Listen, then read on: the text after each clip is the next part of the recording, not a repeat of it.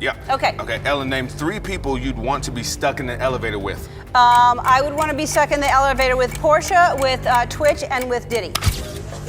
So check this out, yo. Justin, you ever seen the movie 48 Hours? Right now, he's having 48 hours with Diddy, him and his boy.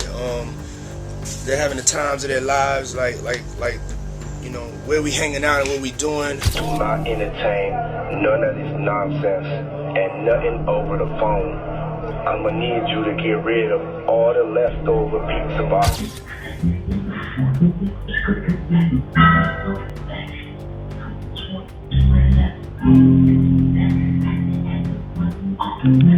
Sadly, no one warned Justin Bieber how dangerous Ellen really is. In 2025, he looks nothing like the pop star the world grew up with.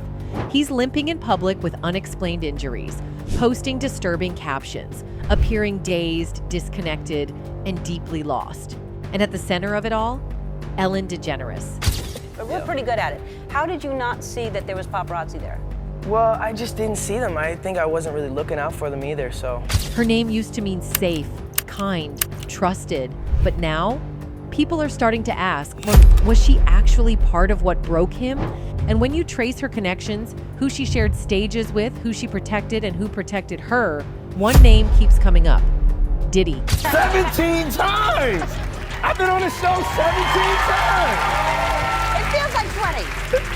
Feels like 20. Every time feels like 1 1/4, so it adds up to 20 because it keeps going. You're always entertaining. You always make me laugh. This isn't just about interviews anymore. This is about power, control, and how someone like Justin Bieber may have been trapped in it for years, right in front of us. It started with a post, just a few mirror selfies, but they hit differently. Justin Bieber wasn't flexing or performing.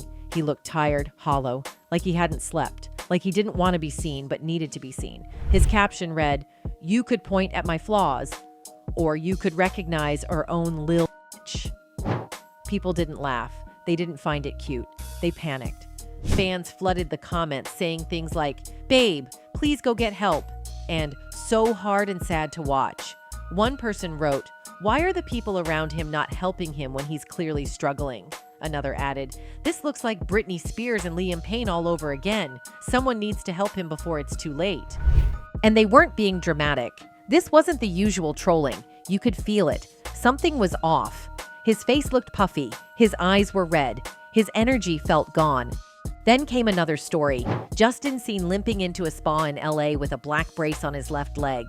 No explanation, no caption, no interviews, just more questions. A few days later, Page Six reported that people close to him were seriously concerned. One former team member told the press, "It's like watching someone disintegrate. It's the embodiment of someone not living their purpose." They said he's lost, that there's no one around him willing to tell him no anymore. Because if you say no to Justin, you get fired.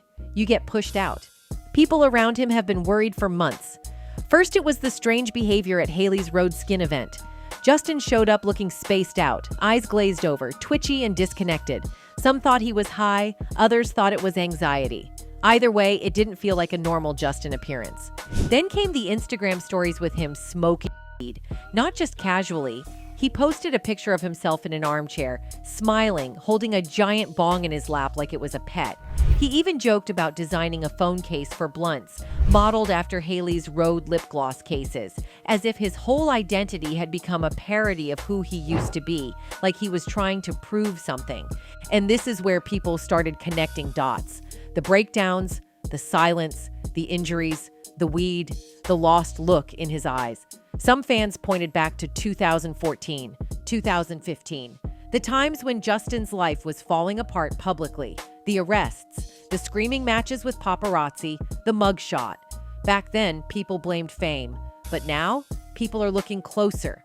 They're remembering things, like how often Justin went on the Ellen DeGeneres show, how uncomfortable he looked. He was just a teenager the first time he went on that show, still finding his voice, still figuring out how to handle fame. And Ellen, she made him a regular, every year, sometimes more than once. And every time he came back, the questions got more personal, the jokes got bolder, the pressure felt heavier. Who did you write the song for? I wrote the song for women in general. Just all women? to. It seemed like it because was it's one specific woman. It's like, Does it gosh, rhyme with Melina? Here's the thing. Does it rhyme with I Melina? just never know what. She brought up his mistakes, his love life, his leaked photos, things he clearly didn't want to discuss. But we're pretty good at it. How did you not see that there was paparazzi there? Well, I just didn't see them. I think I wasn't really looking out for them either, so. Fans are only now starting to notice how often he looked uncomfortable, how often he said things like, "Why do you always bring this up?" or "I'd rather not talk about that." But Ellen kept pushing, because that's what made the audience laugh. And Justin? He smiled through it, like he had no other option. It wasn't just one moment, it was a pattern. Year after year, the same dynamic played out. She'd call it fun, but it always seemed to be at his expense, and the crowd would eat it up. What's even more disturbing is how normal this all seemed at the time. No one questioned it. No one called it out. Because Ellen had a reputation. She was the friendly one, the safe one, the industry's cool aunt.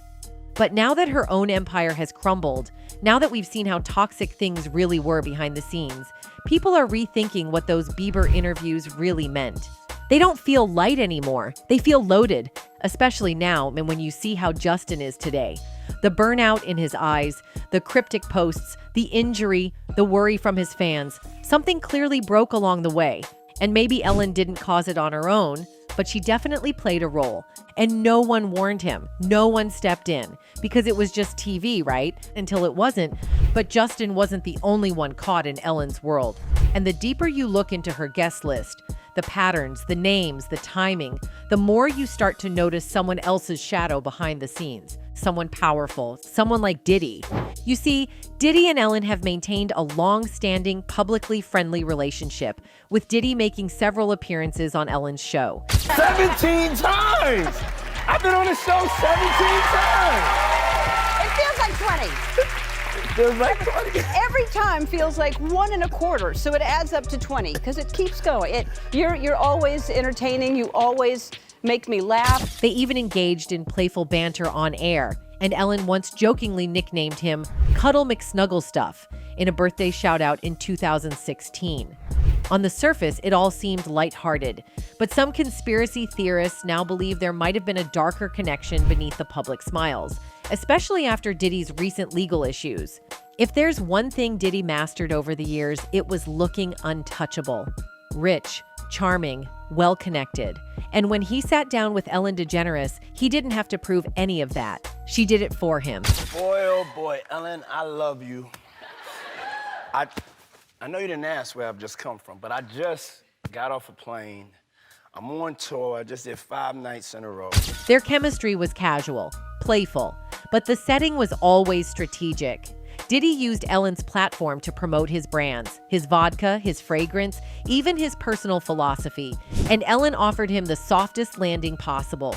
No hard questions, no accountability. To the average viewer, it was just another funny moment. But today, after everything that's come out in court filings, it sounds more like foreshadowing. Especially when you realize Ellen was one of the few public figures giving Diddy this kind of platform over and over again. They weren't just playing games, they were reinforcing a brand, Ellen's brand of safety and Diddy's brand of luxury. And together, they sold that brand to millions. And here's where things get murky, because lots of fans now believe Ellen wasn't just an entertainer, she was an image washer, someone whose platform helped sanitize people like Diddy, giving them public approval even as disturbing stories swirled behind the scenes. It's a pattern people are waking up to. When someone appears next to Ellen, they instantly seem safe. If Ellen approves, they must be okay. That's how Diddy looked every time he sat on her couch, like someone the public could trust. In any case, it seems Justin Bieber might have recently been warning us about Ellen's friend Diddy. It all started with a leaked jailhouse phone call. Diddy's voice was calm, but his words sent the internet into chaos. Do not entertain none of this nonsense and nothing over the phone. I'm gonna need you to get rid of all the leftover pizza boxes. To the average person, it might sound like nothing, but to those who know the code, that sentence meant everything. In conspiracy circles, pizza has long been used as a euphemism, part of a disturbing language tied to abuse, tea-ficking, and cover-ups. So when Diddy said get rid of the leftover pizza boxes, Many believed he was talking about erasing evidence, specifically videos. Okay? Make sure you recycle the plastic like we talked about. That phrase, like we talked about, made it sound premeditated, as if this cleanup plan had already been discussed in detail. But the phone call didn't stop there.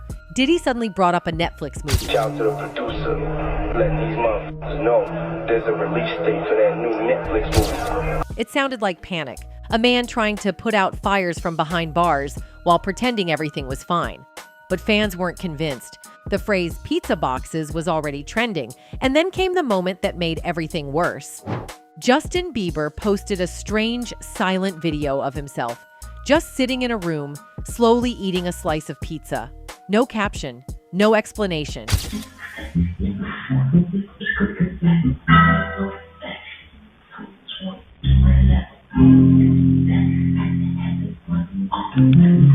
It was shot in a surveillance style, eerie lighting, blank expression. The timing felt too precise to be random, especially when you consider that Bieber's name had already been floating around in connection with Diddy's alleged private free-offs. To many, that video was no coincidence. It was a message, and it suggested Justin wasn't just reacting to Diddy's call. He might have been warning us. To casual fans, maybe it meant nothing. But to the ones paying attention to Diddy's trial, this was a flare in the dark.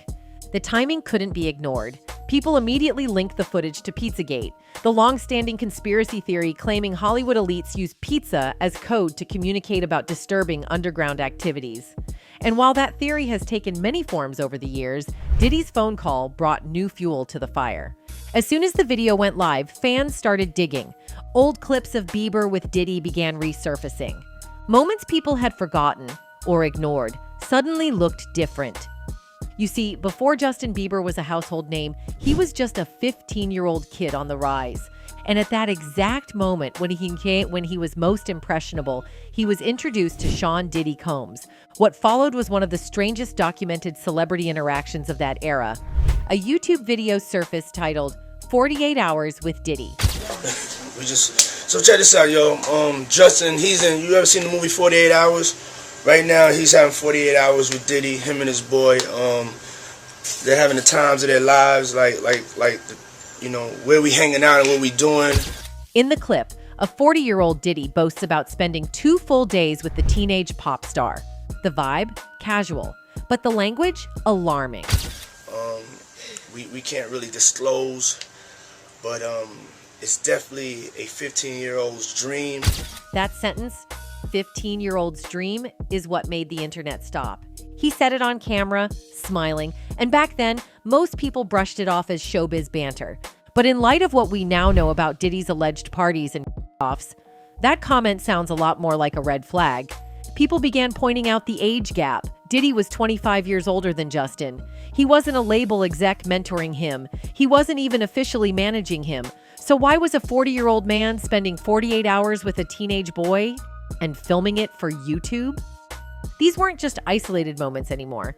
They were part of a larger pattern, one that fans now say shows a teenager who was being pushed into something he didn't fully understand, and maybe never fully recovered from.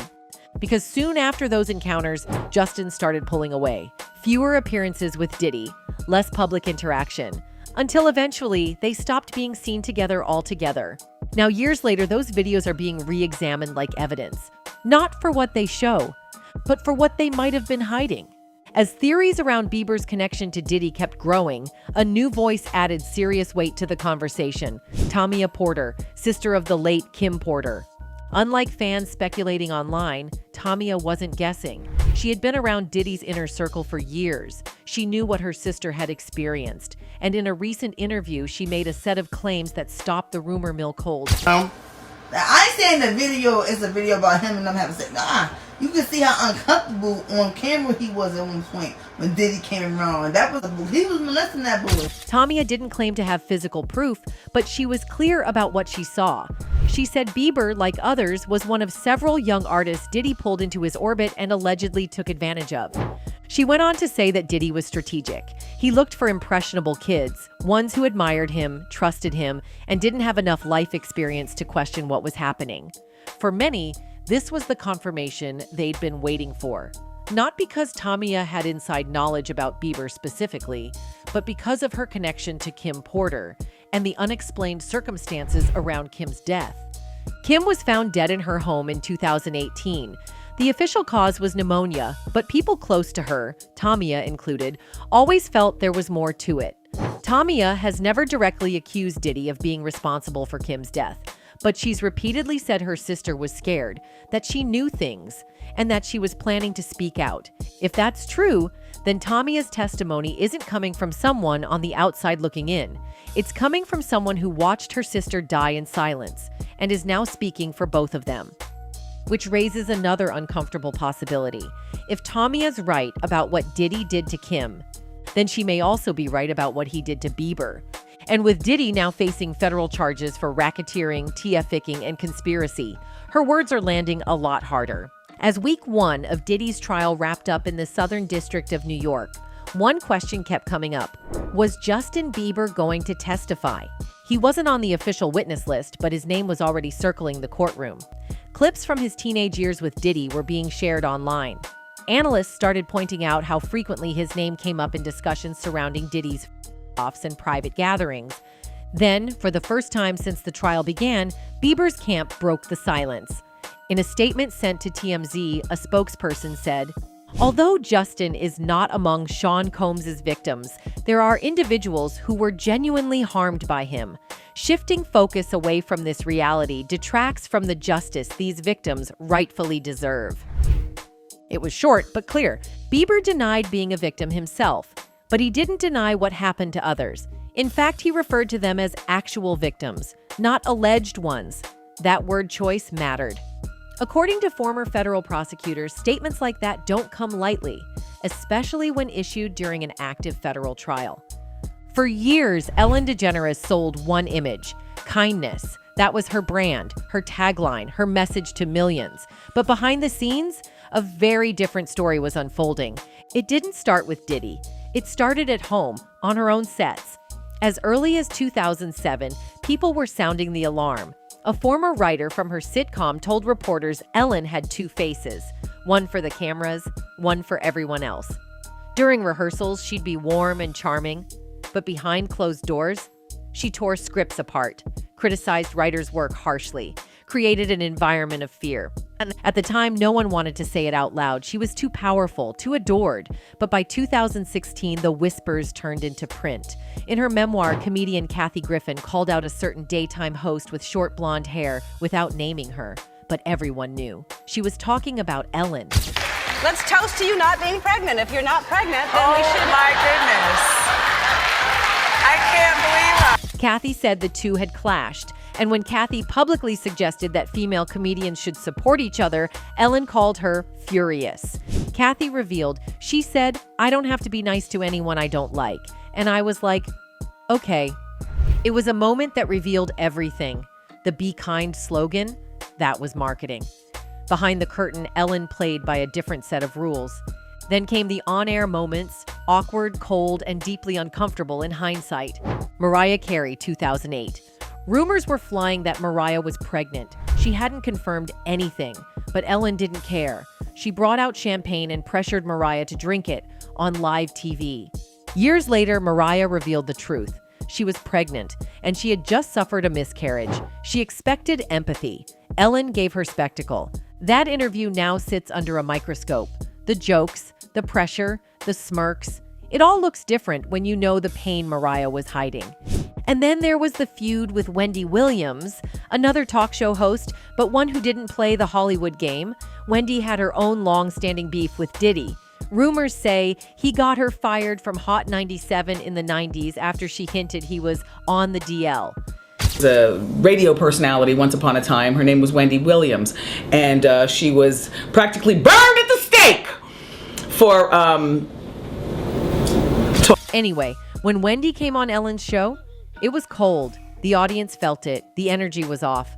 Ellen barely smiled when Wendy mentioned her show got renewed for 3 more years. She didn't laugh at Wendy's jokes, didn't banter, didn't even try. All right, let's talk about the show. You got renewed for 3 more years. Congratulations. Thank you. I'm grateful. Yeah. This was Ellen's turf, And she didn't like being challenged, especially not by someone like Wendy, who played the same game, but without the filter. And then came the moment that fans say finally cracked the image. Dakota Johnson. 2019 год, Ellen jokingly accused her of not inviting her to her birthday party. And how was the party? I wasn't invited. Actually, no, that's not the truth, Ellen. You were invited. It was awkward, tense, and it exposed something fans couldn't unsee. Ellen was making drama where there was none, for laughs, for control, and Dakota didn't play along. In that moment, the dynamic flipped. Ellen wasn't the likable one. She was the one being corrected on her own show, and it only got worse from there. When the allegations against Diddy went public, the internet didn't just look at him, they looked at who stood next to him, who gave him a stage, who helped him hide in plain sight. And Ellen DeGeneres was at the top of that list. The clips went viral again. Diddy joking about wild parties, Ellen laughing along, Mariah getting pressured, Dakota pushing back. And for the first time, viewers weren't watching with nostalgia. They were watching with suspicion. Because when a star disappears, just as federal investigators close in on one of their closest industry friends, people notice. Ellen didn't just vanish from TV. She removed herself from everything. No public appearances, no interviews, no official stance on Diddy, just silence. But now people are asking, what else did she help people escape from? What stories were hidden behind those smiles? What behaviors went unchecked because Ellen's platform made them look harmless? She's not being accused of the crimes Diddy's now linked to, but her role in the machine, that's what's under scrutiny. Because this wasn't just one bad guest. This was a pattern. Over a decade of offering redemption arcs to powerful men at their lowest, and never once pausing to ask who got hurt along the way. Anyway, that's it for this video, folks. Bye.